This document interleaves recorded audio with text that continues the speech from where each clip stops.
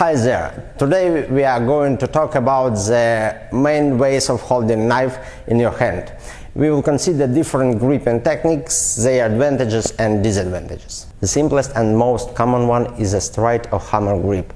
It suggests that your fingers directly grasp the handle of the knife with the blade up. This grip is very simple, it doesn't require any special skill, and even a child will naturally take the knife this way. Another advantage is strong step.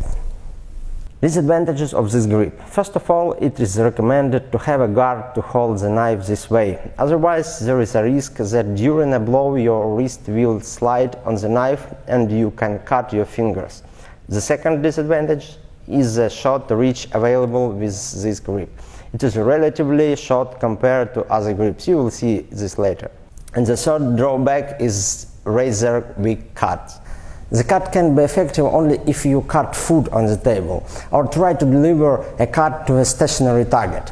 But if your blade measures less than 15 centimeters, you will likely fail to make a proper cut due to the lack of the rest against the palm.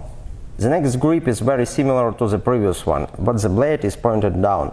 Holding a knife with this grip, you do not necessarily need to have a guard, because you can control the knife with your thumb. In addition, stabs made with such grip are characterized by very large forces and penetrating ability. Disadvantages of this grip are similar to those of the hammer grip: a short distance range and a weak cut. However, this grip is very effectively used in some army knife fighting techniques, such as taking out of a sentry and fighting in a confined space. The next grip is called saber or fencing.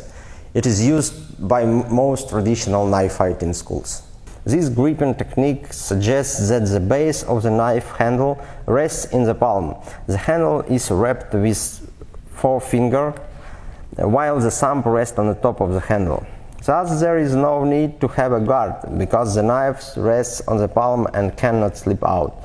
Moreover, this grip wins in terms of distance range compared to the previous ones.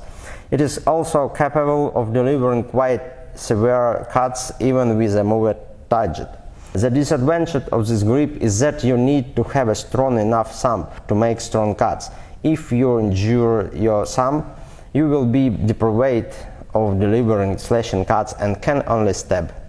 And finally, the grip which is used by most schools for knife fighting in Ukraine. It is very similar to the saber, but we change the orientation of the knife in the palm to horizontal. The advantages of this grip are the same as that of the saber, but you will have an even greater advantage in distance, and most importantly, even if you lose any two fingers, you will still be able to deliver slashing cuts and stabs. The disadvantage of this grip is the likelihood of the knife being knocked out of your hand by a powerful block against your inner forearm. To prevent this, our training drills include physical exercises specially designed to develop grip strength. Let me demonstrate our statements about cuts on a training mock-up made of 6 layers of ground pad. For this purpose, we use the knife Yamato by Blade Brothers Knives.